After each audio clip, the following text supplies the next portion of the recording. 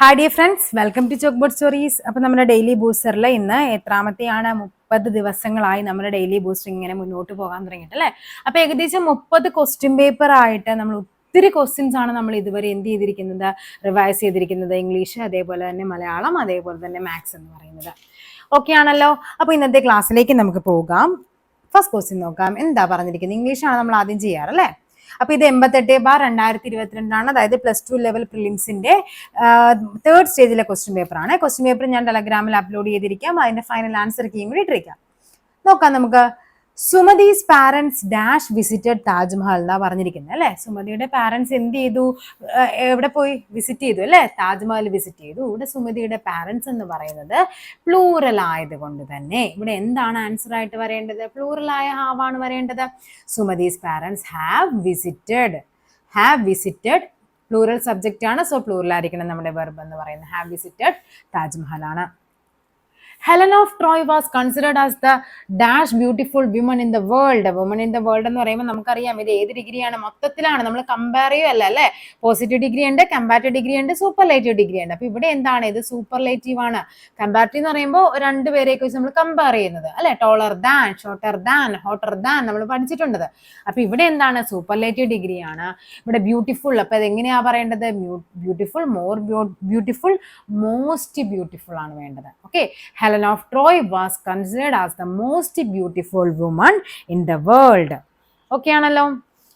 I saw a man. ഞാൻ അയാളെ കണ്ടു അല്ലെ. ഞാൻ ഒരാളെ കണ്ടു. ആരെയാണ്? The man was standing in front of a gate. അതായത് നമ്മൾ ഓൾറെഡി അയാളെ കണ്ടു അല്ലെ. ഈ പറഞ്ഞിരിക്കുന്ന ആളെ പറ്റി തന്നെയല്ലേ നമ്മൾ വീണ്ടും മെൻഷൻ ചെയ്യുന്നത്. അതായത് ഒരു സെന്റൻസിൽ നേരത്തെ സൂചിപ്പിച്ച വ്യക്തിയെ തന്നെ നമ്മൾ അതേ സബ്ജക്റ്റ് തന്നെയാണ് നമ്മൾ ആവർത്തിക്കുന്നതെങ്കിൽ നമ്മൾ എന്താണ് കോമൺലി യൂസ് ചെയ്യുന്നത്? ദയാണ് യൂസ് ചെയ്യേണ്ടത്. അപ്പൊ എന്താണ് വേണ്ടത്? I saw a man. ആരെയാണ്? The man was standing in front of a gate. ആ ഗേറ്റിന്റെ ഫ്രണ്ടിൽ കണ്ടിരുന്ന ആളെ ഞാൻ എന്ത് ചെയ്തു? കണ്ടു. Ranju wrote a letter to you. Ranju എന്ത് ചെയ്തു? കത്ത്. ക്വസ്റ്റ്യൻ ടാഗ് ആണ് അല്ലെ. ഇത് പോസിറ്റീവ് ആണ്. സോ ടാഗ് എന്തായിരിക്കണം? നെഗറ്റീവ് ആയിരിക്കണം. ഇവിടെ പ്രത്യേകിച്ച് എന്ത് പറഞ്ഞിട്ടില്ല. നമുക്ക് ഡയറക്റ്റ് വെർബ് തരാത്ത കൊണ്ട് തന്നെ ഇവിടെ എന്താണ് വേണ്ടത്? റോട്ട് എ ലെറ്റർ എന്ന് പറയുന്നതിന് നമുക്ക് എന്ത് ചെയ്യണം? ആ ഒരു ഫോമിൽ അല്ലെ. എന്താണ്? ഡിഡ് പ്ലസ് റൈറ്റ് ആണ് എന്തെന്ന് പറയുന്നത്? റോട്ട് എന്ന് പറയുന്നത്. അപ്പൊ ഇവിടെ നെഗറ്റീവ് ആകേണ്ടതുകൊണ്ട് തന്നെ അത് എന്തായിരിക്കണം വരേണ്ടത്? ഡിഡിന്റ് ഹി ആണ്. Senior officers reached the accident spot to dash the rescue operation. എന്തിനാണ് അവർ വരുന്നത്? സൂപ്പർവൈസിങ്. എന്താണ്? Senior officers reached the accident spot. V3 form ആണല്ലേ പറഞ്ഞത്. അപ്പൊ എന്ത് വേണം? Supervise the rescue operation. അവിടെ എന്ത് ചെയ്യാനാ? സൂപ്പർവൈസ് ചെയ്യാനായിട്ട് സീനിയർ ഓഫീസേഴ്സ് ഒക്കെ വന്നു എന്നുള്ളതാണ്. ഈ ക്വസ്റ്റ്യൻ പേപ്പറിൽ 20 ഇംഗ്ലീഷ്, 20 മാത്സ്, 10 മലയാളമാണ്. ഇന്നലെ ക്വസ്റ്റ്യൻ പേപ്പർ ഇടാത്തതിൻ്റെയും കൂടി ആയിട്ട് ഇന്ന് ആ ക്വസ്റ്റ്യൻസ് ഇവിടെ നമ്മൾ കൂടുതൽ അതായത് 20 50 മാർക്കിലാണ് നമ്മൾ ഇന്ന് ചെയ്യുന്നത് കേട്ടോ. Sheeba dash the news paper when her husband returned from the office. അതായത് ഇവിടെ രണ്ട് കാര്യങ്ങളാണ് അല്ലെ പറഞ്ഞിരിക്കുന്നത്. ഷീബ എന്ത് ചെയ്തുകൊണ്ടിരിക്കുകയായിരുന്നു? ന്യൂസ് പേപ്പർ വായിക്കുമായിരുന്നു അല്ലെ. എപ്പോ? When her husband return from home. അതായത് റിട്ടേൺ ഫ്രം ഹോം എന്ന് പറയുമ്പോൾ എന്താണ്? സിമ്പിൾ പാസിൽ റിട്ടേൺഡ് അല്ലെ. V3 ഫോം ആവാ റിട്ടേൺ. വീട്ടിലെത്തിയപ്പോഴേക്കും എന്താണ്? ഓൾറെഡി ചെയ്തുകൊണ്ടിരിക്കുവായിരുന്നു അല്ലെ. അപ്പൊ നമ്മളത് പാസ്റ്റ് കണ്ടിന്യൂസിലാണ് പറയേണ്ടത്. Sheeba was reading the news paper when her husband return the office. Sheeba news paper വായിച്ചു കൊണ്ടിരിക്കുകയായിരുന്നു. എപ്പോൾ? അവളുടെ ഹസ്ബൻഡ് വീട്ടിലേക്ക് എത്തിയപ്പോൾ. If you had enough money you dash a car. ഇവിടെ നമ്മൾ ഹാഡ് കാണുമ്പോൾ നമ്മൾ പഠിച്ചിട്ടുണ്ട്. ഹാഡ് V3 ആണെങ്കിൽ എന്താണ്? Would have, could have, may അതൊക്കെ വരുമെന്ന് അല്ലെ. മൈറ്റ്. പക്ഷെ ഇവിടെ എന്താണ്? ഇവിടെ ഇനഫ് മണി എന്നാണ്. ഇവിടെ V3 ഒരു വെർബ് അല്ല പറഞ്ഞിരിക്കുന്നത് അല്ലെ. അപ്പൊ ഇവിടെ എന്താണ്? ഹാഡ് എന്ന് പറയുന്നത് ഇവിടെ ഈ ഹാഡ് ആണ് ഇവിടെ എന്തായിട്ട് യൂസ് ചെയ്തിരിക്കുന്നത്? മെയിൻ വെർബായിട്ട് യൂസ് ചെയ്തിരിക്കുന്നത്. അതായത് ഇവിടെ ഓക്സിലറി വെർബായിട്ട് അല്ല ഹാഡ് യൂസ് ചെയ്തിരിക്കുന്നത്. ഇവിടെ ഹാഡ് എന്ന് പറയുന്നത് മെയിൻ വെർബാണ്. അങ്ങനെയാണെങ്കിൽ എന്ത് വേണം? ഇവിടെ ഇതില് ഷുഡ് അല്ലെങ്കിൽ എന്താണ്? കുഡ് അല്ലെ, അല്ലെങ്കിൽ വുഡ് പ്ലസ് V1 ഫോം ആണ് വേണ്ടത്. സോ ആൻസർ ഇവിടെ എന്ത് വരണം? ഇവിടെ കുഡ് ആണല്ലേ വരേണ്ടത്. അപ്പൊ കുഡ് ബൈ. അപ്പൊ എന്ത് വേണം ഇവിടെ ആൻസർ ആയിട്ട് വരേണ്ടത്? If you had enough money you could buy a car എന്നുള്ള ആൻസർ ആണ് വരേണ്ടത്. ഓക്കെ. നെക്സ്റ്റ് നോക്കാം. Light can pass. ലൈറ്റ് എന്തിലൂടെ പാസ് ചെയ്യും? ത്രൂ ഗ്ലാസ് അല്ലെ. ഗ്ലാസ്സിലൂടെ ലൈറ്റ് പാസ് ചെയ്യും. അപ്പൊ ഇവിടെ ഏതാണ് വരേണ്ടത്? Light can pass through glass. The class teacher ask the student. Class teacher കുട്ടിയോട് ചോദിക്കുവാണ്. എന്തായിരിക്കും ചോദിക്കേണ്ടത്? എന്തുകൊണ്ടാണ് നീ ലേറ്റ് ആയതെന്നല്ലേ. അപ്പൊ എന്തായിരിക്കും വരേണ്ടത്? വൈ ഹി വാസ് ലേറ്റ് എന്നാണ്. The class teacher ask the student why he was late. A book is dash to Smitha by her uncle. By her uncle passive voice ആണല്ലേ പറഞ്ഞിരിക്കുന്നത്. The book is dash to Smitha. സ്മിതയ്ക്ക് ആ book എന്ത് ചെയ്തത്? എന്തായിരിക്കും അവിടെ വരേണ്ടത്? Presented. The book is presented to Smitha. Book സ്മിതയ്ക്ക് കൊടുത്തത് ആരാണ്? ബൈ ഹെർ അങ്കിൾ ആണ്. ഓക്കെ, അപ്പൊ ഇവിടെ പാസീവ് വോയിസ് ആണ് പറഞ്ഞിരിക്കുന്നത്. അപ്പൊ ഇവിടെ എന്ത് വേണം? പ്രസന്റഡ് എന്ന് പറയുന്ന V3 ഫോമാ വരേണ്ടത്. നെക്സ്റ്റ് ക്വസ്റ്റ്യൻ നോക്കാം. Smitha has got a dash ache. എന്താണ്? പല്ലുവേദന. അതിന് നമ്മൾ എന്താ പറയുന്നത്? പല്ലുകൾ വേദന എന്നല്ല, നമ്മൾ പല്ലുവേദന എന്നല്ലേ പറയുന്നത്. അപ്പൊ ഏതാണ് പറയുന്നത്? Tooth Ek.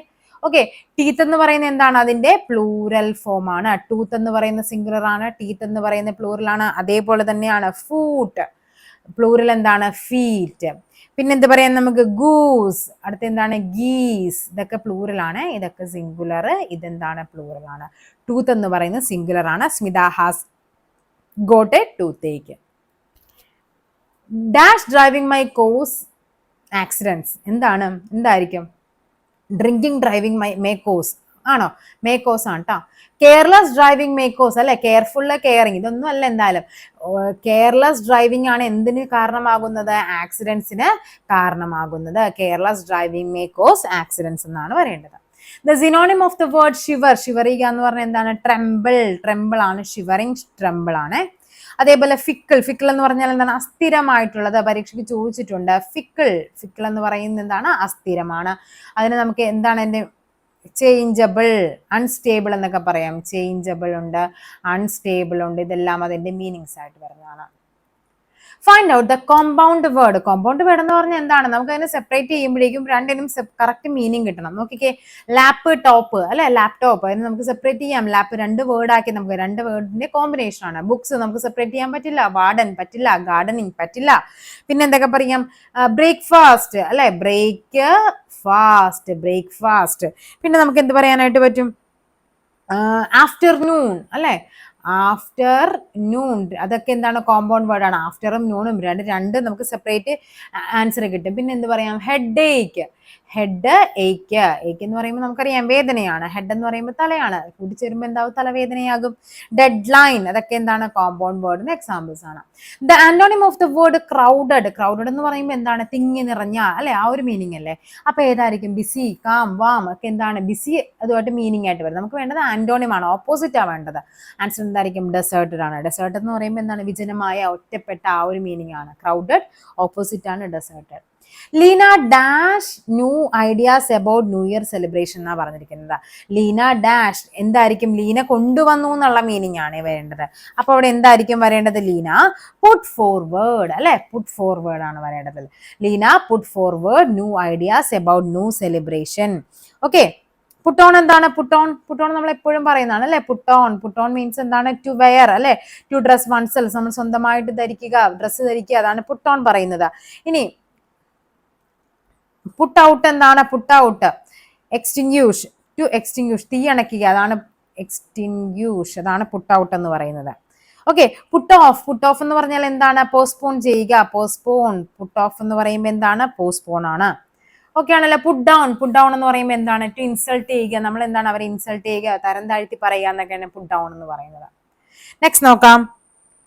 Roma stands dash the bed of her mother. Roma stands, ഇവിടെ എന്താണ് വരേണ്ടത്? റോമ സ്റ്റാൻഡ്സ് ബിസൈഡ്സ് ആണ്. ബിസൈഡ് ആണ്. ബിസൈഡ് എന്ന് പറയുമ്പോൾ എന്താണ്? അരികെ എന്ന മീനിങ് ആണ്. അരികെ. Roma stand beside the bed of her mother. അവളുടെ ബെഡ് സൈഡ് വരില്ല അല്ലെ. സ്റ്റാൻഡ് സൈഡ്സ് ദ ബെഡ്, അതും വരില്ല. അപ്പൊ ഇവിടെ എന്താണ്? ബിസൈഡ് ആണോ ബിസൈഡ്സ് ആണോ എന്നായിരിക്കും നമുക്ക് ഡൗട്ട് വരേണ്ടത്. റോമ സ്റ്റാൻഡ് ബിസൈഡ്. ബിസൈഡ് എന്ന് പറയുന്നത് എന്താണ്? അരികെ എന്നുള്ളതാണ്. Near by, by the side of, ആ ഒരു മീനിങ് ആണ്. എന്താണ് ബിസൈഡ്സ് എന്ന് പറയുന്നത്? ബിസൈഡ്സ് അത് തമ്മിൽ വ്യത്യാസമുണ്ട് കേട്ടോ. സിംഗുലറും പ്ലൂറലാണെന്ന് വിചാരിക്കരുത്. ബിസൈഡ്സ് എന്ന് പറയുന്നത് ഇൻ അഡീഷൻ ടു, അതായത് എന്താണ്? അപ്പൊ നമ്മൾ പറയില്ലേ, besides being A dancer she is also A talented singer. അവൾ എന്താണ്? ഡാൻസിൽ കൂടാതെ അവൾ എന്താണ്? അവൾ നല്ലൊരു സിംഗർ ആണെന്നൊക്കെ പറയില്ല, അതിനെയാണ് നമ്മൾ ബിസൈഡ്സ് പറയുന്നത്. The meaning of the idiom Dutch courage. Dutch courage ഒത്തിരി തവണ ചോദിച്ചിട്ടുണ്ട് അല്ലെ. എന്താണ്? വെള്ളം അടിച്ച് കിട്ടുമ്പോഴുള്ള ധൈര്യമാണ്. False courage accord by drinking liquor. നമുക്ക് മദ്യപിച്ച് കഴിയുമ്പോഴേക്കും നമുക്ക് കിട്ടുന്ന ആ ഒരു എന്താണ്? ഭയങ്കര ധൈര്യമാണെന്നുള്ള ആ ഒരു ഫോൾസ് കറേജിനെയാണ് നമ്മൾ ഡച്ച് കറേജ് എന്ന് പറയുന്നത്. A person who believes that the worst will happen, എപ്പോഴും മോശമാണ് സംഭവിക്കാൻ പോകുന്നത്, ആ ഒരു ചിന്തയുള്ളവരെ പറയുന്ന പേരാണ് എന്ത്? പെസിമിസ്റ്റ് എന്ന് പറയുന്നത്. എന്താണ്? പെസിമിസ്റ്റ്. ഓക്കെ. ഏത്തിസ്റ്റ് ഒക്കെ നമുക്കറിയാം അല്ലെ, നിരീശ്വരവാദി. തീസ്റ്റ് എന്താണ്? ഈശ്വര വിശ്വാസി എന്നൊക്കെ നമ്മൾ പഠിക്കുന്നുണ്ട്. ഒപ്റ്റിമിസ്റ്റ് എന്ന് പറയുന്നത് എന്താണ്? A person who see the sunny side of the things only, നല്ല കാര്യങ്ങൾ മാത്രം ചിന്തിക്കും, നല്ലത് മാത്രം, അതിനെയാണ് നമ്മൾ ഒപ്റ്റിമിസ്റ്റ് എന്ന് പറയുന്നത്. നെക്സ്റ്റ് എന്താ പറഞ്ഞിരിക്കുന്നത് നോക്കിക്കേ. The Malayalam equivalent to the of the proverb if there is a will there is a way. എന്താണ്? കാളകിടക്കും കയറോടും, തള്ള ചവിട്ടിയാൽ പിള്ളക്ക് കേടില്ല, വേണമെങ്കിൽ ചക്ക വേരിലും കായ്ക്കും, കാക്ക കുളിച്ചാൽ കൊക്കാകുമോ. If there is a will there is a way. എന്താണ്? വേണമെങ്കിൽ ചക്ക വേരിലും കായ്ക്കും എന്നുള്ളതാണ്. നെക്സ്റ്റ് നോക്കാം. നെക്സ്റ്റ് നമ്മുടെ മലയാളമാണ്. വിപരീത പദം കണ്ടെത്തുക. വിപരീത പദം പശ്ചിമം. എന്താണ് വിപരീത പദം എന്ന് പറയുന്നത്? പശ്ചിമം ഏതാണ്? പൂർവം, ദക്ഷിണം, ഉത്തരം അല്ലെ. ദക്ഷിണ ധ്രുവം, ഉത്തര ധ്രുവം, പശ്ചിമം, പൂർവം ഒക്കെ നമ്മൾ പഠിക്കുന്നുണ്ട്. അപ്പൊ ഇവിടെ ഏതാണ്? പശ്ചിമം, പൂർവം. ഓപ്ഷൻ ബി ആണ് ആൻസർ ആയിട്ട് വരേണ്ടത്. ഗുരുവിന്റെ ഭാവം. എന്താണ് ഗുരുവിന്റെ ഭാവം എന്ന് പറയുന്നത്? ഗുരുവിന്റെ ഭാവമാണ് ഗൗരവം അല്ലെ. ഇപ്പോഴത്തെ ഗുരുവിന് ഈ ഗൗരവമൊന്നും ഭാവമൊന്നും ഇല്ല. അങ്ങനെയാണെങ്കിൽ എന്താണ്? പിള്ളേരുടെ മുന്നിൽ നമുക്കിപ്പോൾ പിടിച്ചു വയ്ക്കാൻ പറ്റില്ല. അപ്പൊ ഗുരുവിന്റെ ഭാവം എന്താണ്? അതിനെയാണ് നമ്മൾ ഗൗരവം എന്ന് പറയുന്നത് അല്ല. ഓക്കെ.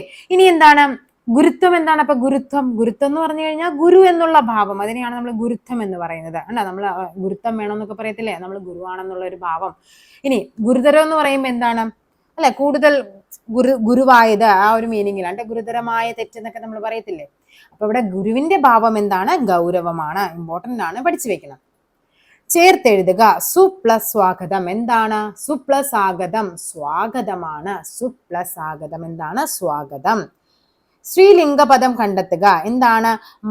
പിഷാരടി. പിഷാരടി എന്ന് പറയുമ്പോൾ എന്താണ് അതിന്റെ സ്ത്രീലിംഗം? പിഷാരസ്യാർ. പിഷാരടി നമുക്കറിയാം അല്ലെ, രമേശ് പിഷാരടി. അപ്പൊ അതൊരു പുല്ലിംഗ ശബ്ദമാണ്. പിഷാരസ്യാർ ആണ് സ്ത്രീലിംഗം. മഹതി. മഹതി എന്ന് പറയുന്ന സ്ത്രീലിംഗമാണ്. അതിന്റെ പുല്ലിംഗം എന്താണ്? മഹാൻ, മഹതിയാണ്. ഭവാൻ. ഭവാന്റെ സ്ത്രീലിംഗ രൂപം എന്താണ്? ഭവാൻ, ഭവതിയാണ്. ഹസ്തി. ഹസ്തിയുടെ സ്ത്രീലിംഗ രൂപം ഏതാണ്? ഹസ്തിനി. ഹസ്തി, ഹസ്തിനിയാണ്. ഓക്കെ ആണല്ലോ. നെക്സ്റ്റ് നോക്കാം. ചേർത്തെഴുതാം. ഓക്കെ. വഴിയാധാരമാക്കുക എന്ന ശൈലിയുടെ അർത്ഥം. വഴിയാധാരമാക്കുക എന്താണ്? ആശ്രയം ഇല്ലാതാകുക എന്നാണ്. ആധാരം വഴിയിൽ പോകുക, വഴിയിൽ കിടക്കുന്നത്, ഇത് പെട്ടെന്ന് നമുക്ക് കിട്ടുമല്ലോ. ആശ്രയം ഇല്ലാതാകുക, അതിനെയാണ് നമ്മൾ വഴിയാധാരമാവുക എന്ന് പറയുന്നത്. സമാന പദം കണ്ടെത്തുക. ജനകൻ. എന്താണ് ജനകൻ എന്ന് പറയുമ്പോൾ ഏതാണ്? പിതാവാണ് ജനകൻ എന്ന് പറയുന്നത്. തനയൻ ആരാണ്? തനയൻ. തനയൻ എന്ന് പറയുന്നത് പുത്രനാണ്. ഓക്കെ. അതേപോലെ സുധൻ എന്ന് പറയുന്നത് ആരാണ്? അതും പുത്രനാണ്. ആരാണ് ജാമാതാവ്? ജാമാതാവ് എന്ന് പറയുന്നത് മകളുടെ ഭർത്താവ്. മകളുടെ ഭർത്താവ്, മരുമകൻ എന്നൊക്കെ പറയില്ലേ, അതിനെയാണ് നമ്മൾ ജാമാതാവ്, സ്നുഷ എന്നൊക്കെ നമ്മൾ പഠിക്കുന്നില്ലേ. അപ്പൊ ജാമാതാവ് ആരാണ്? മകളുടെ ഭർത്താവാണ്. പ്രോസസ് എന്നതിന്റെ മലയാള പരിഭാഷ. പ്രോസസ് എന്തായിരിക്കും? നടപടികളാണ്. നടപടികൾ. പ്രോസസ് എന്ന് പറയുന്നത് നടപടികളാണ്. കീപ് ഇൻ ഹാൻഡ്, അതാണ് കൈവശം വെക്കൽ. Keep in hand. Keep in hand. നിയമം. നിയമം എന്ന് പറയുമ്പോൾ എന്താണ്? ലോ അല്ലെ. ലോ. തെളിവ്. തെളിവ് എന്താണ്? എവിഡൻസ്. എവിഡൻസ് ആണ് തെളിവ് എന്ന് പറയുന്നത്. ശരിയായ പ്രയോഗം തിരിച്ചറിയുക. അഞ്ജലി. എങ്ങനെയാണ് അഞ്ജലി എഴുതേണ്ടത്? അത് അഞ്ജലി. Option B. ഇതാണ്. ഞായാണ് ആദ്യം പറയേണ്ടത് കേട്ടോ. അഞ്ജലി. ഇങ്ങനെയാണ് അഞ്ജലി, ഇങ്ങനെയും എഴുതാം. ഓക്കെ. അതേപോലെ അനുരഞ്ജനം. എങ്ങനെയാണ് എഴുതേണ്ടത്? അനുരഞ്ജനം. ഇതാണ് അനുരഞ്ജനം എന്ന് പറയുന്നത്. ചിലവർ ഇങ്ങനെ എഴുതും, അനുരഞ്ജനം. ഇത് തെറ്റാണ്. ഇനി ആദരാഞ്ജലി. എങ്ങനെയാണ് ആദരാഞ്ജലി എഴുതേണ്ടത്? ആദരാഞ്ജലി. ഓക്കെ. പഞ്ജലി, ആദരാഞ്ജലി, അനുരഞ്ജനം ഒക്കെ ഇങ്ങനെയാണ് എഴുതേണ്ടത്. നെക്സ്റ്റ് നോക്കാം. പിരിച്ചെഴുതുക. വിദ്യുത് ശക്തി. എങ്ങനെയാണ്? വിദ്യുത് പ്ലസ് ശക്തിയാണ് വിദ്യുത് ശക്തി എന്ന് പറയുന്നത്. വിദ്യുത് പ്ലസ് ശക്തിയാണ് വിദ്യുത് ശക്തി. പര്യായ പദം തിരിച്ചറിയുക. എന്താണ് നോക്കിക്കേ. ഗജം. ഗജം എന്ന് പറയുമ്പോൾ എന്താണ്? ആനയാണ്. ഗജം, ആന. തുരകം എന്താണ്? തുരകം എന്ന് പറയുന്നത് കുതിരയാണ്. തുരകം, കുതിര. അജം എന്താണ്? അജം എന്ന് പറഞ്ഞാൽ ആടാണ്. നക്രം. നക്രബാഷ്പം, മുതലക്കണ്ണീർ എന്നൊക്കെ നമ്മൾ പറയില്ലേ. അപ്പൊ എന്താണ് നക്രം എന്ന് പറയുന്നത്? മുതലയാണ്. നക്രബാഷ്പം, മുതലക്കണ്ണീർ ഒഴുക്കുക എന്ന് പറയും. അപ്പൊ എന്താണ്? ഗജം ആനയാണ്, തുരകം കുതിരയാണ്, അജം എന്ന് പറയുന്നത് ആടാണ്, നക്രം എന്ന് പറയുന്നത് മുതലയാണ്. ഓക്കെ. അതേപോലെ തുരകം, പിന്നെന്താണ്? ഹയം, വാജി ഒക്കെ എന്താണ്? വാജിവാഹനൻ, കുതിരപ്പുറത്തെ അല്ലെ. വാജിവാഹനൻ ആരാണ്? അയ്യപ്പനാണ്. നെക്സ്റ്റ് നോക്കാം. നെക്സ്റ്റ് നമ്മുടെ മാത്സിലേക്ക് പോകാം. പ്ലസ് എന്നാൽ ഇൻറ്റു നോക്കാം നമുക്ക്. പ്ലസ് എന്നാൽ ഇൻറ്റു, മൈനസ് എന്നാൽ പ്ലസ്, ഇൻറ്റു എന്നാൽ ഡിവിഷൻ എന്നിങ്ങനെയാണ് അർത്ഥമെങ്കിൽ തന്നിരിക്കുന്നതിനെ എങ്ങനെ എഴുതാമെന്നാണ് ചോദിച്ചിരിക്കുന്നത്. 5+4 നോക്കിക്കേ, 5+4 -18 ഇൻറ്റു 3. ഇവിടെ എന്ത് വേണം? 5 പ്ലസിന് പകരം ഇൻറ്റു ഇട്ട് കൊടുക്കുക, ഇൻറ്റു 4 മൈനസിന് പകരം പ്ലസ് ഇട്ട് കൊടുക്കുക, 18 divide by 3. 5 into 4 20 plus 18 divide by 3 എന്ന് പറയുന്നത് 6 ആണ്. 20 മാറും എത്രയാണ്? 26 ആണ്. ഓപ്ഷൻ സി 26 ആണ് ആൻസർ ആയിട്ട് വരേണ്ടത്. 122.992 നിന്ന് എന്തോ ഒന്ന് കുറയ്ക്കുമ്പോൾ നമുക്ക് ഇതാണ് കിട്ടുന്നത്. അപ്പൊ നമുക്ക് ആദ്യം എന്ത് ചെയ്യണം? ഈ സൈഡ് നമുക്കൊന്ന് ആഡ് ചെയ്ത് നോക്കാം. 57.76 പ്ലസ് 31.1 6 7 1 8 7 1 8 5 3 8. ഇനി നമുക്ക് എന്താണ് ഇവിടുത്തെ ആൻസർ കണ്ടുപിടിക്കണം. നമ്മൾ ഇങ്ങനെ പറയാണ്, 10ൽ നിന്ന് 2 കുറക്കുമ്പോൾ നമുക്കറിയാം 8 ആണെങ്കിൽ ഇവിടുത്തെ ആൻസർ നമുക്ക് അറിയില്ലെങ്കിൽ നമ്മൾ എന്താ ചെയ്യേണ്ടത്? 10ൽ നിന്ന് 8 കുറച്ച് നോക്കിയാൽ മതി 2 കിട്ടാൻ. അപ്പൊ എന്ത് ചെയ്യണം? ഈ പറയുന്ന 122.992 നിന്ന് നമുക്ക് കിട്ടിയിരിക്കുന്ന 88.86 അങ്ങ് കുറച്ച് നോക്കിയാൽ മതി. ഇവിടെ 2 വരും. 9ൽ നിന്ന് 6 കുറക്കുമ്പോൾ 3 ആണ്. അടുത്ത ഏതാണ്? അപ്പൊ എന്താണ്? ഇതല്ല ആൻസർ എന്ന് മനസ്സിലായി, ഇതുമല്ല ആൻസർ എന്ന് മനസ്സിലായി. 38 അല്ലെങ്കിൽ 34. ഇനി എന്താണ്? 9ൽ നിന്ന് 8 കുറക്കുമ്പോൾ 1 ആണ്. പോയിന്റ്. 2ൽ നിന്ന് 8 കുറക്കാൻ പറ്റില്ല. 12. 12ൽ നിന്ന് 8 കുറക്കുമ്പോൾ എത്ര വരും? 4 വരും. ഇനി എന്താണ് ഇവിടെ? 11. 11ൽ നിന്ന് 8 കുറക്കുമ്പോൾ 3 വരും. 34.132. ഓപ്ഷൻ ഡി ആണ് നമുക്ക് ആൻസർ ആയിട്ട് വരേണ്ടത്. 10 സാധനങ്ങളുടെ വാങ്ങിയ വിലയും എക്സ് സാധനങ്ങളുടെ വിറ്റ വിലയും ഒന്നാണ്. ലാഭം 25% എങ്കിൽ എക്സിന്റെ വില എത്ര? 10 സാധനങ്ങളുടെ കോസ്റ്റ് പ്രൈസ് വാങ്ങിയ വിലയും എക്സ് സാധനങ്ങളുടെ വിറ്റ വിലയും ഒന്നാണ്, അല്ലെ? തുല്യമാണ്. അപ്പൊ നമുക്ക് എന്ത് പറയാൻ പറ്റും? 10 ഡിവൈഡ് ബൈ എക്സ് എന്ന് പറയുന്നത് എങ്ങനെ എഴുതാൻ പറ്റും? Selling price divide by cost price ആക്കി എഴുതാൻ പറ്റും. ലാഭശതമാനം നമ്മൾ എങ്ങനെയാണ് കണ്ടുപിടിക്കേണ്ടത്? ലാഭം ബൈ എന്തുമായിട്ടാണ്? നമ്മുടെ വാങ്ങിയ വില ഇൻറ്റു 100. ഇതാണ് നമ്മൾ ലാഭം എന്ന് പറയുന്നത്. ലാഭശതമാനം അത് നമുക്കറിയാം 25 നമ്മുടെ ലാഭശതമാനം എന്ന് നമുക്കറിയാം, അല്ലെ? ലാഭം എത്രയാണ്? ഇവിടെ നമുക്ക് സെല്ലിംഗ് പ്രൈസിന് നമുക്ക് 10 ആക്കിയും കോസ്റ്റ് പ്രൈസിന് നമുക്ക് എക്സ് ആക്കിയും എടുക്കാം. ഓക്കെ, അപ്പൊ നമ്മൾ ഇവിടുത്തെ നമ്മൾ സെല്ലിംഗ് പ്രൈസ് 10 നമ്മുടെ കോസ്റ്റ് പ്രൈസ് എക്സും ആക്കി കഴിഞ്ഞു കഴിഞ്ഞാൽ നമുക്കറിയാം ഇവിടെ എങ്ങനെയാണ് വരേണ്ടത്. ലാഭം എന്ന് പറയുന്നത് നമുക്കറിയാം, അല്ലെ? സെല്ലിംഗ് പ്രൈസിൽ നിന്ന് വിറ്റ വിലയിൽ നിന്ന് വാങ്ങിയ വില കുറച്ചാൽ മതി. ഡിവൈഡ് ബൈ വാങ്ങിയ വില എന്ന് പറയുന്നത് എക്സ് ആണ് ഇൻറ്റു 100. ഓക്കെ, അപ്പോൾ ഇവിടുത്തെ ആൻസർ എങ്ങനെ വരും? 25 എന്ന് പറയുന്നത് 10 minus x divide by x 25/100 ആക്കി നമുക്ക് കൊടുക്കാം, അല്ലെ? അപ്പോൾ ഇവിടുത്തെ ആൻസർ എങ്ങനെ വരും? 25/100 എന്ന് പറയുന്നത് 1/4 ആണ്. Which is equal to 10 minus x divide by x എന്ന് വരും. ഇവിടെ ക്രോസ് ചെയ്യുമ്പോഴേക്കും നമുക്ക് എന്ത് കിട്ടും? X equal to 40 minus 4x എന്ന് വരും. ഇവിടെ ആൻസർ എങ്ങനെ വരും? 40 എന്ന് പറയുമ്പോഴേക്കും X plus 4x equal to 40 ആണ്. അതായത് 5x എന്ന് പറയുന്നത് 40 ആണ്. എക്സ് എന്ന് പറയുന്നത് എന്താണ്? 40 ഡിവൈഡ് ബൈ 5 എന്ന് പറയുന്നത് 8 ആണ്. ഓക്കെ, അപ്പൊ എക്സ് സാധനങ്ങളുടെ വിറ്റ വില എന്നാ പറഞ്ഞിരിക്കുന്നത് കേട്ടോ. അപ്പൊ എന്താണ്? 10 സാധനം ഇവിടെ കോസ്റ്റ് പ്രൈസ് എന്ന് പറയുന്നത് എന്താണ്? 10 സാധനം. ഇവിടെ എണ്ണം തന്നെയാണ് ഇവിടെ വിലയായിട്ട് വരേണ്ടത്. അപ്പൊ ഇവിടെ എത്രയാണ്? 8 ആണ്. 8 ആണ് നമ്മുടെ എക്സിന്റെ വില എന്ന് പറയുന്നത്. ഓക്കെ ആണല്ലോ. നെക്സ്റ്റ് നോക്കാം. അപ്പൊ നെക്സ്റ്റ് ക്വസ്റ്റ്യൻ എന്താന്ന് നോക്കിക്കേ പറഞ്ഞിരിക്കുന്നത്. ഒരു ഗോളത്തിന്റെ വ്യാപ്തം 6 സെന്റിമീറ്റർ ആയാൽ അതിന്റെ വ്യാസം 6 സെന്റിമീറ്റർ ആയാൽ അതിന്റെ വ്യാപ്തം എത്രയെന്നാണ് ചോദിച്ചിരിക്കുന്നത്, അല്ലെ? അതായത് തന്നിരിക്കുന്നത് അതിന്റെ എന്താണ്? വ്യാസമാണ്. നമുക്കറിയാം ഗോളത്തിന്റെ വ്യാപ്തം കണ്ടുപിടിക്കാനുള്ള ഇക്വേഷൻ എന്താണ്? 4/3 πr³ ആണ് ഗോളം. ഗോളം എന്ന് പറയുമ്പോൾ നമുക്കറിയാലോ ബോൾ പോലെ ഇരിക്കുന്നത്, അല്ലെ? അപ്പൊ വ്യാപ്തം വോളിയം എന്ന് പറയുന്നത് 4/3 πr³ ആണ്. ഇവിടെ റേഡിയസ് എന്ന് പറയുമ്പോൾ എത്രയായിരിക്കും? റേഡിയസ് എന്ന് പറയുന്നത് 3 അല്ലേ? അതായത് ഡയമീറ്റർ എന്ന് പറയുന്നത് 6 ആണെങ്കിൽ റേഡിയസ് അതിന്റെ പകുതി. സോ ഇവിടെ ആൻസർ എത്ര വരും? 4/3 ഇൻറ്റു 5 ഇൻറ്റു r³ എന്ന് പറയുന്നത് 3 ഇൻറ്റു 3 ഇൻറ്റു 3. 3 ക്യാൻസൽ ആയി പോകും. ഇവിടുത്തെ ആൻസർ എത്ര വരും? 3 ഇൻറ്റു 3 9 ഇൻറ്റു 4 എന്ന് പറയുന്നത് 36 പൈ എന്ന് വരും. പക്ഷെ ഇവിടെ തന്നിരിക്കുന്ന ആൻസർ എങ്ങനെയാണ് തന്നിരിക്കുന്നത്? എല്ലാം പോയിന്റ് ആയിട്ടാണ് അല്ലെ. അപ്പൊ സോ പൈയുടെ വാല്യൂ എത്രയാണ്? 3.14. നമുക്ക് എന്ത് ചെയ്യണം? ഈ പറയുന്ന 314നെ 36 കൊണ്ട് ഗുണിക്കണം. 6 4 24, ശിഷ്ടം എത്രയാണ്? 2 വരും.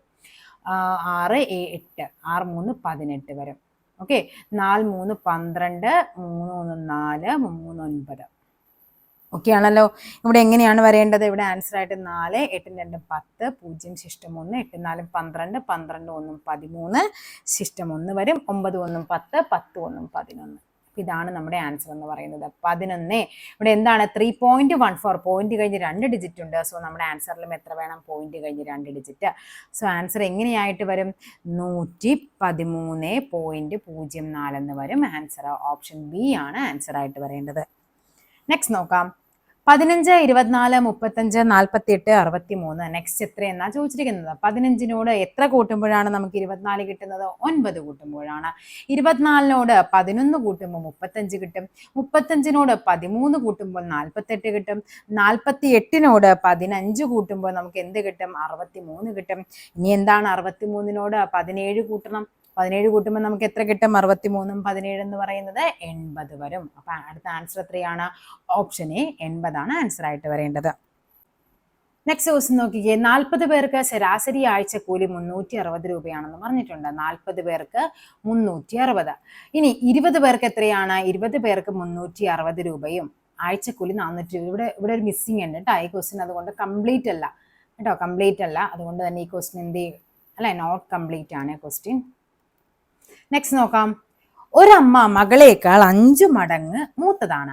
അമ്മയും മകളും തമ്മിലുള്ള വയസ്സ് പറയുമ്പോൾ നമ്മൾക്ക് നോക്കേണ്ടത് ആരെ വെച്ചിട്ടാണോ കമ്പയർ ചെയ്യുന്നത് അവരെ നമുക്ക് എക്സ് ആക്കി കൊടുക്കാം. അപ്പൊ നമുക്ക് നോക്കാം. മകളുടെ വയസ്സ് എക്സ് ആണെങ്കിൽ അമ്മയുടെ വയസ്സ് എത്രയായിരിക്കും? അമ്മ മകളേക്കാൾ 5 മടങ്ങ് മൂത്തതാണ്, 5x ആയിരിക്കും. 4 വർഷത്തിന് ശേഷം എന്ന് പറയുമ്പോൾ മകളുടെ വയസ്സ് 4 കൂടും, അമ്മയുടെ വയസ്സും എന്ത് ചെയ്യുന്നുണ്ട്? 4 കൂടുന്നുണ്ട്. ഇവരുടെ വയസ്സുകളുടെ തുക എന്ന് പറയുന്നത് 44 ആണെന്നാണ് പറഞ്ഞിരിക്കുന്നത്. സോ ഇവിടെ ആൻസർ എങ്ങനെ വരും? 6x + 8 എന്ന് പറയുന്നത് 44 ആണ്. 6x എന്ന് പറയുന്നത് 44 - 8 എന്ന് വരും. 44 8 കുറയ്ക്കുമ്പോൾ നമുക്കറിയാം എത്ര വരും? 36. x എന്ന് പറയുന്നത് 36 / 6 6ആണ് എക്സിന്റെ വാല്യൂ. നമ്മളോട് ചോദിച്ചിരിക്കുന്നത് മകളുടെ ഇപ്പോഴത്തെ വയസ്സാണ്. അപ്പൊ മകളുടെ ഇപ്പോഴത്തെ വയസ്സ് എന്ന് പറയുന്നത് x ആണ്. അപ്പൊ 6 ആണ്. അമ്മയുടെ വയസ്സ് എത്രയാണ്? 30 ആണ്. മനസ്സിലായില്ലേ? ഇങ്ങനെയാണ് ചെയ്യേണ്ടത്. ഓക്കെ ആണല്ലോ. നോക്കിക്കേ, അടുത്തതെന്ന് പറയുമ്പോൾ അമ്മയുടെ വയസ്സ് 34 വരും, മകളുടെ വയസ്സ് എത്രയായിരിക്കും? 10. ഒരു വ്യക്തി തന്റെ സ്വത്തിനെയും മകൾക്കും മകനും ചാരിറ്റിക്ക് നൽകിയെങ്കിൽ അദ്ദേഹം സ്വത്തിന്റെ എത്ര ഭാഗം വീതിച്ചു? ഈ ക്വസ്റ്റിനും എന്ത് ചെയ്തിട്ടുണ്ട്? ക്യാൻസൽ ചെയ്തിട്ടുണ്ട്. ഇതും എന്താണ്? നോട്ട് കംപ്ലീറ്റ് ആണ് അല്ലെ. ക്വസ്റ്റിന് ഒരു വ്യക്തതയില്ല ക്വസ്റ്റിന്. നെക്സ്റ്റ് നോക്കാം. 2 സംഖ്യകൾ തമ്മിലുള്ള അനുപാതം 5:8 ആണ്. വ്യത്യാസം 48 ആയാൽ ചെറിയ സംഖ്യ ഏത്? 2 സംഖ്യകൾ തമ്മിലുള്ള വ്യത്യാസം എന്ന് പറയുമ്പോൾ 5:8. സംഖ്യകൾ തമ്മിലുള്ള വ്യത്യാസം എത്രയാണ്? അപ്പോൾ 3x ആണ്. അതായത് നമ്മൾ സംഖ്യ 5x സംഖ്യ 8x ആക്കി എടുക്കണം. ഇവ തമ്മിലുള്ള വ്യത്യാസമാണ് 3x. അത് 48 ആണെങ്കിൽ ചെറിയ സംഖ്യ ഏതെന്നാണ് ചോദിച്ചിരിക്കുന്നത്. അപ്പൊ എക്സിന്റെ വാല്യൂ എത്ര വരും? 48 / 3 എന്ന് വരും, 16 വരും. ഓക്കെ, അപ്പൊ എക്സ് എന്ന് പറയുന്നത് 16 ആണെങ്കിൽ നമ്മളോട് ചോദിച്ചിരിക്കുന്ന ചെറിയ സംഖ്യയാണ്, അതായത് 5x ആണ് വേണ്ടത്. അപ്പൊ 5 × 16 വരും, 6 5 30, 3 വരും, 5 1 5 5 5 3 8 80 ആണ് ചെറിയ സംഖ്യ എന്ന് പറയുന്നത്. ചോദിച്ചിട്ടുണ്ട് ചെറിയ സംഖ്യയാണ്, അപ്പൊ 80. കൂട്ടുപലിശയിൽ ഒരു തുക 8 വർഷത്തിനുള്ളിൽ ഇരട്ടിയാകുന്നു. എത്ര സമയത്തിനുള്ളിൽ അത് 8 മടങ്ങായി മാറും? ഇവിടെ പഠിക്കേണ്ടത് 8 ഇരട്ടിയാണ് അല്ലെ, 8 മടങ്ങാവണതാണ് ചോദിച്ചിരിക്കുന്നത്. അതായത് 4 ഇരട്ടിയാണ് പറയുന്നതെങ്കിൽ എന്താണ് ചെയ്യേണ്ടത്? വർഷം എത്രയാണോ അതിന് 2 കൊണ്ട് ഗുണിച്ചാൽ മതി. എത്ര വർഷം, എത്ര സമയം കൊണ്ട് എന്ന് ചോദിച്ചു കഴിഞ്ഞാൽ ഇനി എന്താണ് നമുക്ക് വേണ്ടത്? 8 ഇരട്ടിയാണ്. ഓക്കെ, അതായത് ഒരു തുക 8 വർഷത്തിനുള്ളിൽ, അതായത് ഇരട്ടിയാകുന്നത് വർഷം തന്നിട്ടുണ്ടാകും. ഓക്കെ, എന്നിട്ട് 8 മടങ്ങാവണതാണ് നമുക്ക് കണ്ടുപിടിക്കേണ്ടത്. അപ്പൊ ചിലപ്പോൾ പറയണത് 6 വർഷം കൊണ്ട് ഇരട്ടിയാകും എങ്കിൽ എത്ര സമയത്തിനുള്ളിൽ 8 മടങ്ങാവും? അങ്ങനെയാണ് ക്വസ്റ്റ്യൻ വരാറ്. അപ്പൊ 4 ഇരട്ടിയാണെങ്കിൽ വർഷത്തെ 2 കൊണ്ട് ഗുണിക്കണം. 8 ഇരട്ടിയാണെങ്കിൽ എന്താണ്? വർഷത്തെ 3 കൊണ്ട് ഗുണിക്കണം. 16 ഇരട്ടിയാണ് ചോദിക്കുന്നതെങ്കിൽ വർഷത്തെ 4 കൊണ്ട് ഗുണിച്ചാൽ മതി. ഓക്കെ, അപ്പോൾ ഇവിടെ നമുക്ക് വേണ്ട എന്താണ്? 8 ഇരട്ടി. അപ്പൊ ഇരട്ടിയാകാൻ എത്രയാണ്? 8 വർഷം അല്ലെ. അതിനെ എന്ത് ചെയ്യണം? 3 കൊണ്ട് ഗുണിക്കണം. അപ്പൊ എത്രയാണ്? 24 ആണ്. 4 ഇരട്ടിയാകാൻ വർഷം എത്രയാണ്? ഇരട്ടിയാകാൻ 8 ആണ്. അപ്പൊ 4 ഇരട്ടിയാകാൻ 8 × 2 16 ആണ്. നെക്സ്റ്റ് ഇവിടെയും അതേപോലെ തന്നെ വരണം. 8 × 4 32 വർഷം വരും. എന്താ 16 ഇരട്ടിയായിട്ട് ആ തുക മാറാനായിട്ട്.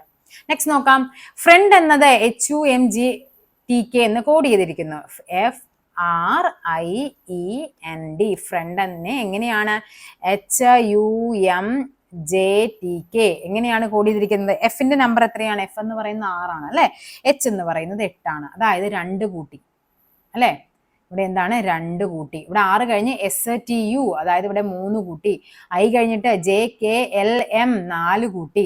E കഴിഞ്ഞിട്ട് നോക്കിക്കേ EFGHIJK ജെ വരെ വന്നു. അപ്പൊ 5 കൂട്ടി. അങ്ങനെയാണ് പോകുന്നത്. ഇവിടെ 6 ആണ് കൂട്ടിയിരിക്കുന്നത്, ഇവിടെ 7 ആണ് കൂട്ടിയിരിക്കുന്നത്. അങ്ങനെയാണ് എങ്കിൽ മെഴുകുതിരി എന്ന് എഴുതുന്നത് എങ്ങനെയാണെന്ന്, അതായത് ക്യാൻഡിൽ എങ്ങനെയാണ് എഴുതുന്നതെന്നാണ് ചോദിച്ചിരിക്കുന്നത്. ക്യാൻഡിൽ അല്ലെ. ക്യാൻഡിലാണ് മെഴുകുതിരി അല്ലെ. അപ്പൊ ഇവിടെ എന്ത് വരും? 1 കൂട്ടണം. ആദ്യം എന്താ? 2 ആണ് കൂട്ടേണ്ടത് അല്ലെ. അപ്പൊ എന്ത് വരും? ABCD. ഡി ആണ് ആദ്യം വരേണ്ടത്. CDE അല്ലേ ആദ്യം വരേണ്ടത്. +2 അല്ലേ കൂട്ടേണ്ടത്. 1 കൂട്ടുമ്പോഴല്ലേ ഡി വരുന്നത്. ഇ വരും. ഈ ആദ്യമുള്ളത് നോക്കിക്കേ, ഇത് രണ്ടും അങ്ങ് കട്ട് ചെയ്തു. ഇനി നെക്സ്റ്റ് ഒരെണ്ണം കൂടി കണ്ടുപിടിച്ചാൽ മതി. ബാക്കി ഒന്നും നിങ്ങൾ ചെയ്യണ്ട. ബാക്കി ഒരെണ്ണം കൂടി കിട്ടുമ്പോഴേക്കും ഇവിടെ എന്താണ്? എ കഴിഞ്ഞിട്ട് എന്ത് ചെയ്യണം? +3 കൂട്ടണം. എ കഴിഞ്ഞിട്ട് BCD. അപ്പൊ ED ഇതാണ് വരേണ്ടത്. അപ്പോൾ ഇവിടുത്തെ ആൻസർ ഏതാണ്? ഓപ്ഷൻ എ ആണ് ആൻസർ ആയിട്ട് വരേണ്ടത്. ഓക്കെ, നെക്സ്റ്റ് നോക്കാം. ഒറ്റപ്പെട്ടത് കണ്ടെത്താനാണ് പറഞ്ഞിരിക്കുന്നത്. 7 3 1 4 70 29 27 09 31 15. നോക്കിക്കേ, ഇവിടുത്തെ സംഖ്യകളൊന്ന് കൂട്ടി നോക്കിക്കേ. 7ഉം 0ഉം കൂടി കൂട്ടുമ്പോൾ 7, 7 + 2 9 ആണ്. 2 7 കൂടി കൂട്ടുമ്പോൾ 9 കിട്ടി. ദേ ഈ 9 കിട്ടി. 3 1 4 4 1 5. ഓക്കെ, അതായത് ആദ്യത്തെ 3 സംഖ്യകളുടെ തുക എന്ന് പറയുന്നത് അവസാനത്തെ സംഖ്യയാണ്. അപ്പൊ ഇവിടെ ഒറ്റപ്പെട്ട് നിൽക്കുന്നത് ഇതാണ്. ഇവിടെ 7 3 10 10 1 11 തന്നിരിക്കുന്നത്. അപ്പൊ ഒറ്റപ്പെട്ടത് ഏതാണ്? ഓപ്ഷൻ എ ആണ് കൂട്ടത്തിൽപ്പെടാത്തത്. പട്ടാളം ചിട്ടയാണെങ്കിൽ, പട്ടാള സ്ഥലങ്ങൾ നമ്മൾ എന്താണ്? ചിട്ടയാണ് പഠിക്കുന്നത് അല്ലെ. അപ്പൊ സ്നേഹം നമുക്ക് എവിടെ നിന്നാണ് കിട്ടുന്നത് ഏറ്റവും കൂടുതൽ അല്ലെ? നാടകം, സിനിമ, പോലീസ്, കുടുംബം. ഇപ്പൊ ഏറ്റവും കൂടുതൽ സ്നേഹിക്കുന്ന ആരാണ്? നമ്മുടെ പോലീസുകാരാണ് അല്ലെ. അപ്പൊ ആൻസർ ഏതാണ്? ഇവിടെ കുടുംബമാണ്. നമുക്ക് സ്നേഹം ലഭിക്കുന്ന എവിടെ നിന്നാണ്? കുടുംബത്തിൽ നിന്നാണ്. ഒരു ഫോട്ടോയിൽ ഒരു പുരുഷനെ ചൂണ്ടി ഒരു സ്ത്രീ പറഞ്ഞു. അപ്പൊ ഫോട്ടോ ഇവിടെ ഇരിക്കുകയാണ്. പുരുഷനെ ചൂണ്ടിയിട്ട് സ്ത്രീ പറഞ്ഞു, അവന്റെ സഹോദരന്റെ അച്ഛൻ. ഓക്കെ, അപ്പൊ ഇതാണ് പുരുഷൻ. അവന്റെ സഹോദരൻ എന്ന് പറയുമ്പോൾ ബി, അവന്റെ സഹോദരന്റെ അച്ഛൻ. ഇതാണ് നമ്മുടെ അച്ഛൻ എന്ന് പറയുന്നത്. അച്ഛൻ എന്റെ മുത്തച്ഛന്റെ ഏക മകനാണെന്നാ പറഞ്ഞത്. അപ്പൊ എന്റെ മുത്തച്ഛൻ എന്നാണെങ്കിൽ ഞാൻ ആരായിരിക്കണം? ഈ മുത്തച്ഛന്റെ ചെറുമകളല്ലേ? മകളോ മകനോ? സ്ത്രീയല്ലേ പറഞ്ഞത്. അപ്പൊ ഇവിടുത്തെ ചെറുമകളായിരിക്കും. കണ്ടാ നോക്കിക്കേ, എന്റെ മുത്തച്ഛന്റെ ഒരേ ഒരു മകനാണ് ഇവന്റെ സഹോദരൻ എന്ന്. അതായത് ഇവര് 3 പേരും ആരാണ്? സഹോദരങ്ങളാണല്ലേ. അപ്പൊ ഇവൻ ആരാണ്? ഫോട്ടോയിലെ പുരുഷനുമായി സ്ത്രീയുടെ ബന്ധം എന്താണെന്ന് ചോദിച്ചാൽ എന്താണ്? സഹോദരിയാണ്. എയും ബിയും ഈ പറയുന്ന ആളും തമ്മിൽ എന്താണ്? സഹോദരന്മാരാണ്. ഓക്കെ ആണല്ലോ. നെക്സ്റ്റ് നോക്കാം. 4 4 8 12 20 (52). ഇവിടെ എന്തായിരിക്കും വരേണ്ടത്? ക്വസ്റ്റ്യൻ കാണുമ്പോൾ നിങ്ങൾക്ക് മനസ്സിലാവും. 4 4 കൂട്ടുമ്പോൾ 8 കിട്ടി. 8 4 12, 12 8 എന്ത്? 20 എന്ന് പറയുന്നത്. അപ്പൊ എന്താണ് അടുത്ത വരേണ്ടത്? 20 12 കൂടി കൂട്ടുമ്പോൾ നമുക്ക് എത്രയാണ് വരേണ്ടത്? 32. ഉണ്ടാവും. ഇവിടെ 32 വരണം. ഇനി 32 20 കൂടി കൂട്ടുമ്പോൾ എത്ര വരും? 52. ഇവിടുത്തെ വിട്ടുപോയത് ഏതാണ്? 52 ആണ് ഇവിടുത്തെ ആൻസർ ആയിട്ട് വരേണ്ടത്. നെക്സ്റ്റ് നോക്കാം. രാമൻ വടക്കോട്ട് 40 കിലോമീറ്റർ. അപ്പൊ തെക്കും വടക്കൊക്കെ അറിയണം. എന്താണ്? ഇത് നോർത്ത്, ഇത് സൗത്ത്, ഇത് ഈസ്റ്റ്, ഇത് വെസ്റ്റ് ആണ്. രാമൻ വടക്കോട്ട് 40 കിലോമീറ്റർ സഞ്ചരിച്ചു. വടക്കോട്ട് 40 കിലോമീറ്റർ പോയതിനു ശേഷം എന്ത് ചെയ്തു? വലത്തോട്ട് തിരിഞ്ഞു. ഇതാണ് അയാളുടെ വലത്ത്. വലത്തോട്ട് 50 കിലോമീറ്റർ പോയി. ഇനി എന്താണ്? വീണ്ടും വലത്തോട്ട്. ഇതാണ് വലത്ത്. ഇത് ഇത്രയും 40 ആണെങ്കിൽ ഏകദേശം 30 കിലോമീറ്റർ അയാൾ സഞ്ചരിച്ചിട്ടുണ്ടേ. 30 കിലോമീറ്റർ സഞ്ചരിച്ചു. എഗെയിൻ അയാൾ വലത്തോട്ട്. അപ്പൊ ഇതാണ് വലത്. വലത്തോട്ട് അയാൾ എന്ത് ചെയ്തു? 50 കിലോമീറ്ററോളം വീണ്ടും സഞ്ചരിച്ചു. ഇപ്പൊ അയാൾ തുടങ്ങിയെടുത്ത് എന്ന് എത്രയാണെന്നാ? ഇത് 30 ആണെങ്കിൽ ഇവിടെ എത്രയാണ്? 30 ആണ്. അപ്പൊ തുടങ്ങിയിടവുമായിട്ടുള്ള ഡിസ്റ്റൻസ് എന്ന് പറയുന്നത് എത്രയാണ്? 10 കിലോമീറ്റർ ആണ് വ്യത്യാസം എന്ന് പറയുന്നത്. ഓപ്ഷൻ എ ആണ് ആൻസർ ആയിട്ട് വരേണ്ടത്. 5 ഔൺസ് 140 ഗ്രാമിന് തുല്യമാണെങ്കിൽ 3 പൗണ്ട് മത്സ്യം എത്ര ഗ്രാമിന് തുല്യമാണെന്നാണ് ചോദിച്ചിരിക്കുന്നത്. അപ്പൊ 5 ഔൺസ് 140 ഗ്രാം അല്ലെ. അപ്പൊ ഇവിടെ എന്തായിരിക്കും? നമുക്ക് ആദ്യം എന്ത് കണ്ടുപിടിക്കണം? 5 ഔൺസ് 140 ഗ്രാം ആണ് എങ്കിൽ 1 ഔൺസ് എന്ന് പറഞ്ഞാൽ എത്രയായിരിക്കും? 1 ഔൺസ് എന്ന് പറയുന്നത് 140/5 വരും. അതായത് ഏകദേശം 28 ഗ്രാം ആണ് 1 ഔൺസ് എന്ന് പറയുന്നത്. ഇനി നമ്മളോട് ചോദിച്ചിരിക്കുന്ന 3 പൗണ്ടാണ്. അതായത് 1 പൗണ്ട് എന്ന് പറഞ്ഞാൽ എത്രയാണ്? നമ്മളിപ്പോ പറയില്ലേ 1 കിലോഗ്രാം എന്ന് പറഞ്ഞാൽ 1000 ഗ്രാം ആണെന്ന് പറയുന്ന പോലെ തന്നെ 1 പൗണ്ട് എന്ന് പറയുന്നത് 16 ഔൺസ് ആണ്. ഒരു പൗണ്ട് എന്ന് പറയുന്നത് 16 ഔൺസ് ആണ്. ഓക്കെ ആണല്ലോ. അങ്ങനെയാണെങ്കിൽ ഒരു പൗണ്ട് എന്ന് പറഞ്ഞാൽ 16 × 28, അതായത് 448 ഗ്രാം ആണ് ഒരു പൗണ്ട് എന്ന് പറയുന്നത്. നമ്മളോട് ചോദിച്ചിരിക്കുന്നത് എന്താണ്? 3 പൗണ്ടാണ് നമ്മളോട് ചോദിച്ചിരിക്കുന്നത്. അതായത് എന്ത് വരും? 3 × 448 എന്ന് വരും. ആൻസർ വരേണ്ടത് 1344 ഗ്രാം ആണ്. ഇതൊന്ന് പഠിച്ചു വെക്കണം കേട്ടോ. ഒരു പൗണ്ട് എന്ന് പറയുന്നത് 16 ഔൺസ് ആണെന്നുള്ളത് ആ ഒരു കൺസെപ്റ്റ് ഒന്ന് ഓർത്തിരിക്കണേ. നെക്സ്റ്റ് നോക്കാം. ഒരു വാച്ചിൽ 4:30 മണിയായപ്പോൾ എന്താണ്? വലിയ സൂചി കിഴക്കോട്ട്. അപ്പൊ നമുക്ക് ആദ്യം എന്ത് ചെയ്യാം? നോർത്ത് സൗത്ത് ഒക്കെ നമുക്ക് മാർക്ക് ചെയ്യാം. ഇതാണ് നമ്മുടെ നോർത്ത്, ഇത് നമ്മുടെ സൗത്ത്, ഇത് നമ്മുടെ ഈസ്റ്റ്, ഇത് നമ്മുടെ വെസ്റ്റ്. നമുക്ക് എന്ത് ചെയ്യണം? 4:30 മണി എന്നാ പറഞ്ഞിരിക്കുന്നത് അല്ലെ. അപ്പൊ ഇവിടെ എന്താണ്? ഇതാണ് 3, 4, 5, 6. 4:30 എന്ന് പറയുമ്പോൾ ഏകദേശം ഇങ്ങനെയല്ലേ നമ്മുടെ ക്ലോക്ക് വരേണ്ടത്? ഇതല്ലേ നമ്മുടെ ക്ലോക്ക് 4:30 എന്ന് പറയുമ്പോൾ. 4:30 മണിക്ക് വലിയ സൂചി കിഴക്കാണെന്നാണ് പറഞ്ഞിരിക്കുന്നത്. അപ്പൊ നമുക്ക് ഇതിനെ എന്ത് ചെയ്യുക? ഈ തന്നിരിക്കുന്നതിന് നേരെ ഒന്ന് തിരിച്ചെഴുതുക. ഇവിടെ ഈസ്റ്റ് ആണെങ്കിൽ അതിന്റെ നേരെ ഓപ്പോസിറ്റ് എന്തായിരിക്കും? വെസ്റ്റ് ആയിരിക്കും. ഇവിടെ ഈസ്റ്റ് ആണെങ്കിൽ ഇവിടെ എന്തായിരിക്കും ഇങ്ങോട്ട് വരേണ്ടത്? നമുക്ക് നേരെ നിങ്ങളിപ്പോ ഈ പറയുന്ന ഈ സംഭവത്തിന് എന്ത് ചെയ്യുക? നേരെ മേളിലേക്ക് ഒന്ന് ചരിച്ചു കഴിഞ്ഞാൽ ഇത് താഴെ വരും അല്ലെ. അതെങ്ങനെയായിരിക്കും വരേണ്ടത്? ഇവിടെ ഈസ്റ്റ് വരും, ഇവിടെ എന്താണ്? സൗത്ത് വരും അല്ലെ. ഇവിടെ എന്താണ്? വെസ്റ്റ് വരും, ഇവിടെ എന്താണ്? നോർത്ത് വരും. അപ്പൊ ഇവിടെ നോക്കിക്കേ, ഇവിടെ വന്നു കഴിഞ്ഞ് ഇവിടെ സൗത്ത് ആണ്, ഇവിടെ നോർത്ത് ആണ്. ഇനി നമ്മളോട് ചോദിച്ചിരിക്കുന്നത് ചെറിയ സൂചി ഏത് ദിശയിലാണ്? ചെറിയ സൂചി ഏതാണ്? ഇത് വടക്കാണ്, ഇത് കിഴക്കാണ്. വടക്ക് കിഴക്ക് ദിശയിലായിരിക്കും എന്തെന്ന് പറയുന്നത്? ചെറിയ സൂചി എന്ന് പറയുന്നത് വടക്ക് കിഴക്ക് ദിശയിലായിരിക്കും. ഓക്കെ, നെക്സ്റ്റ് ക്വസ്റ്റ്യൻ നോക്കാം. നാളേക്ക് 3 ദിവസം മുമ്പ്. അപ്പൊ നാളെ ഇതാണ് നമ്മുടെ നാളത്തെ ദിവസം. ഓക്കെ, നാളേക്ക് 3 ദിവസം മുമ്പെന്ന് പറയുമ്പോൾ 1, 2, 3. 3 ദിവസം മുമ്പ് എന്തായിരുന്നു? വെള്ളിയാഴ്ചയായിരുന്നു. എങ്കിൽ ഇന്നേക്ക് 3 ദിവസം. ഇന്നേക്ക് 3 ദിവസം എന്ന് പറഞ്ഞത് ഇവിടെ വന്നം വെള്ളിക്ക് തൊട്ട് മുമ്പുള്ള ദിവസം വന്നം. അപ്പൊ അത് ഏതായിരിക്കും? വ്യാഴമായിരിക്കും. ഓക്കെ, അപ്പൊ ആൻസർ ഏതാണ്? ഓപ്ഷൻ ഡി, വ്യാഴാഴ്ചയാണ് നമ്മുടെ ആൻസർ ആയിട്ട് വരേണ്ടത്. അപ്പൊ ഇത്രയുമാണ് നമ്മുടെ 50 ക്വസ്റ്റ്യൻസ് ആണ് നമ്മൾ ഇന്ന് ഡിസ്കസ് ചെയ്തിരിക്കുന്നത്. ഇനി നമ്മുടെ ഡെയിലി ബൂസ്റ്റർ അഗെയിൻ നമ്മുടെ മൺഡേ വീണ്ടും തുടങ്ങും. നമ്മൾ എപ്പോഴും പറയുന്ന പോലെ തന്നെ സാധാരണ നോർമലി വ്യാഴാഴ്ച വരെയാണ് ഡെയിലി ബൂസ്റ്റർ ഇടാറ്. ഇന്നലെ ഇടാൻ പറ്റാതിരുന്നത് കൊണ്ടാണ് ഇന്നത്തെ 50 ക്വസ്റ്റ്യൻ ഇൻക്ലൂഡ് ചെയ്തത്. അപ്പൊ നമുക്ക് എന്ത് ചെയ്യാം? അടുത്ത ക്ലാസ്സിൽ നമ്മുടെ ബാക്കിയുള്ള ഇനി മോക്ക് ടെസ്റ്റ് ഒക്കെ നമുക്ക് ചെയ്യാനുണ്ട്. അതൊക്കെയായിട്ട് നമുക്ക് വീണ്ടും കാണാം. താങ്ക്